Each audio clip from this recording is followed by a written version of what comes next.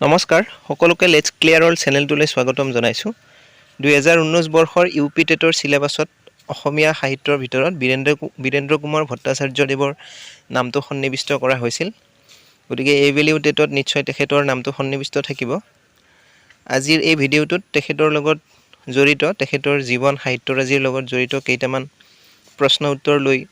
আহিছোঁ আশা কৰোঁ এই প্ৰশ্ন উত্তৰসমূহ জানিলে আপোনালোকৰ নিশ্চয় আগন্তুক টেট পৰীক্ষাত সহায়ক হ'ব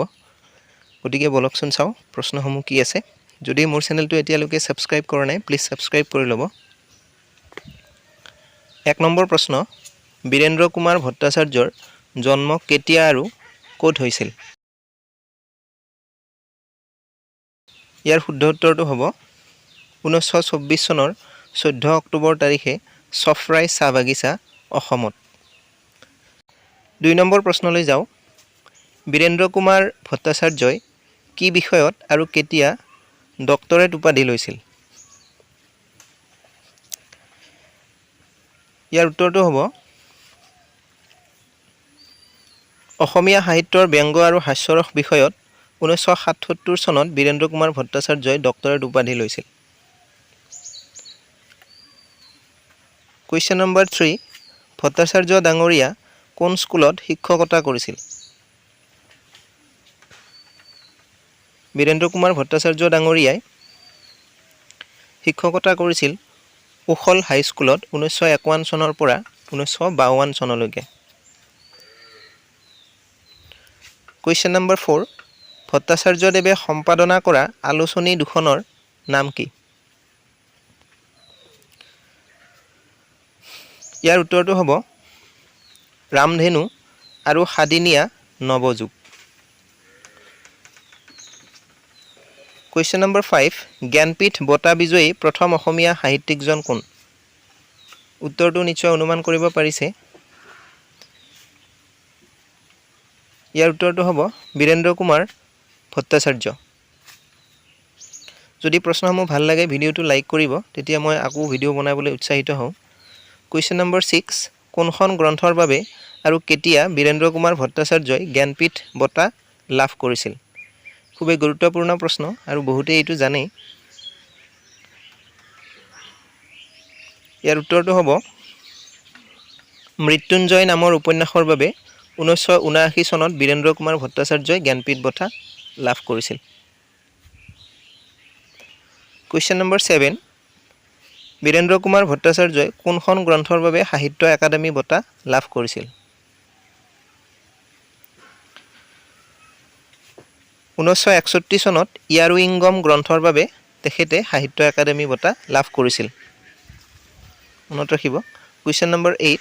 অসম সাহিত্য সভাৰ কোনখন অধিৱেশনত ভট্টাচাৰ্যদেৱে সভাপতিৰ আসন অলংকৃত কৰিছিল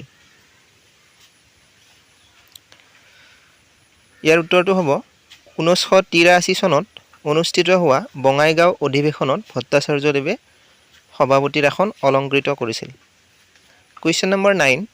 ভট্টাচাৰ্যদেৱে কিমান বছৰ কাল অসম সাহিত্য সভাৰ সভাপতি হিচাপে কাৰ্যনিৰ্বাহ কৰিছিল ইয়াৰ উত্তৰটো হ'ব 1983 চনৰ পৰা 1985 চনলৈ তেখেতে 2 বছৰ কাল অসম সাহিত্য সভাৰ সভাপতি হিচাপে কাৰ্যনিৰ্বাহ কৰিছিল কুৱেশ্যন নম্বৰ 10 ভট্টাচাৰ্যদেৱৰ একমাত্ৰ কবিতা পুথিখনৰ নাম কি ইয়াৰ উত্তৰটো হ'ব সান্ধ্যস্বৰ যিখন 1990 চনত প্ৰকাশ পাইছিল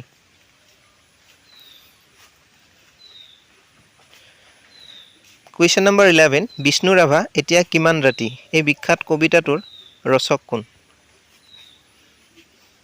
বিষ্ণু ৰাভা এতিয়া কিমান ৰাতি খুবেই জনপ্ৰিয় কবিতা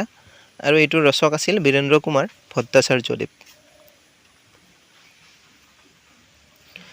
ভট্টাচাৰ্যদেৱে ৰচনা কৰা আন গ্ৰন্থসমূহ মই একেলগত গ্ৰন্থসমূহৰ নাম উল্লেখ কৰিছোঁ আপোনালোকে মনত ৰাখিব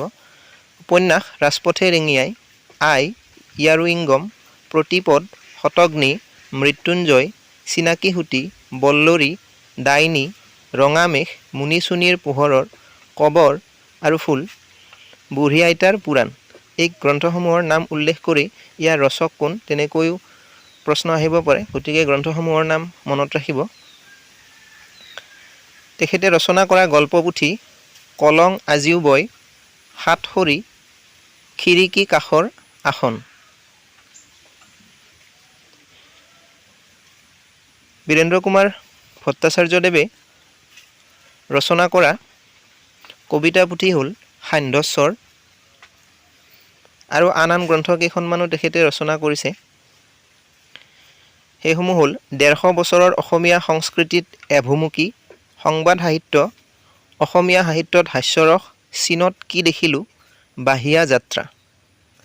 চীনত কি দেখিলোঁ এই গ্ৰন্থখনৰ ৰচক কোন? এনেধৰণেও প্ৰশ্ন আহিব পাৰে। গতিকে আটাইবোৰ গ্ৰন্থৰ নাম মনত ৰখাটো দৰকাৰ।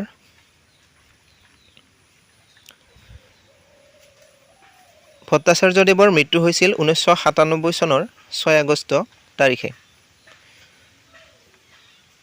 বন্ধু বান্ধৱীসকল, আজিৰ ভিডিঅ'টোত মই এইকেইটা প্ৰশ্নৰ লগতে বীৰেন্দ্ৰ কুমাৰ ভট্টাচাৰ্যদেৱৰ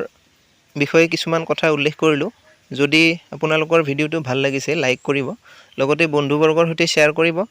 আৰু চেনেলটো ছাবস্ক্ৰাইব কৰি থ'ব, যাতে মই আগলৈ এনেধৰণৰ ভিডিঅ' দি থাকিবলৈ উৎসাহিত হওঁ। এই চেনেলটোত টেটৰ লগত জড়িত বিভিন্ন প্ৰশ্নৰ সমাধানো দিয়া হৈছে, আপোনালোকে চাই ল'ব পাৰিব। ডেছক্ৰিপশ্যন লিংকত মই সেইবোৰ দি দিম। ধন্যবাদ।